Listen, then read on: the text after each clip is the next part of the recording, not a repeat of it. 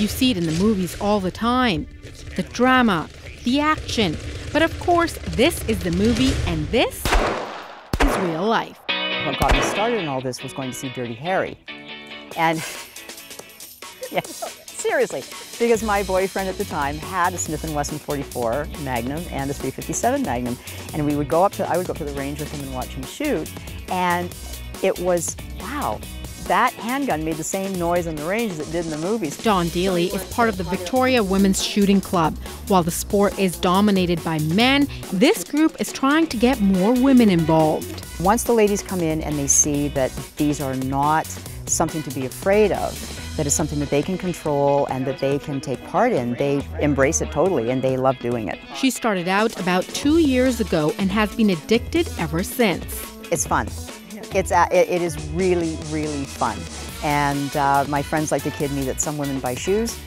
I buy gun stuff. Dawne says what most people might not know is that there are so many different areas to the sport. There's a great deal of interest in black powder, which is historical, cowboy action shooting, same thing, police pistol combat, which is done now mostly by civilians, and long-range rifle, silhouette shooting. Women like Alison Walker, who is also part of the club, say it's a challenging sport and like nothing else out there. I wanted to get into a sport that is sort of kind of different today, you know, that's not like the other sports that we usually have, baseball or that, but something that kind of was inspiring me to take on a little bit of a challenge. And the most important part? It's fun. It is so fun. Can't go wrong with it, as long as you're practicing safety first. Before I get my finger on the trigger, Dawne gives me a quick lesson in safety and then some pointers. Close your eyes, and whichever eye has that target in the center of your hands is your dominant eye. She has 3 firearms for me today, a handgun, a rifle, and then this.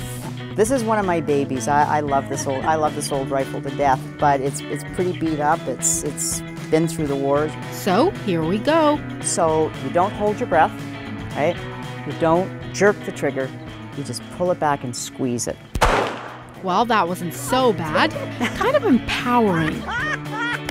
Then we move on to this. A bit easier with a scope so I can actually see what I'm hitting. And finally, one more. This is the rifle used by snipers in the 1930s in Finland. It weighs 10 pounds, and just like Dawne said, it's her baby. Having a rifle that you know has been part of a pivotal battle in a particular war and what it did, you know, and the role it played, that for me is what's really exciting. Pull, there you go. Oh, wowza.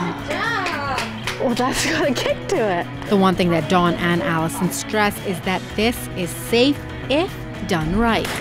If it's done properly and it's done safely, and you know your P's and Q's, the danger is minimal. And if you want to check this all out and see what it's all about, they welcome you to come on down to the range and get in touch with the club. In Victoria, I'm Sucheta Singh. Wowza.